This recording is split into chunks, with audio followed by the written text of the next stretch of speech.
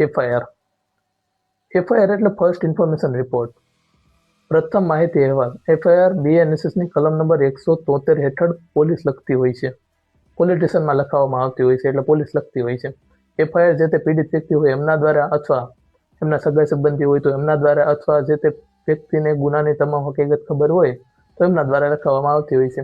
એફઆઈઆરમાં જે તે ગુનો થયો હોય એ ગુનાનું નામ, એ કલમ હેઠળ એ કલમ ઉમેરવામાં આવતી હોય છે.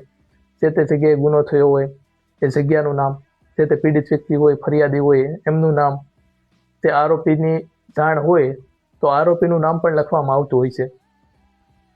જે તે ફરિયાદી હોય એમનું એડ્રેસ, આરોપીની જાણ હોય અને તો એમનું નામ ખબર હોય તો એમનું એડ્રેસ એ પણ એફઆઈઆરમાં લખવામાં આવતું હોય છે.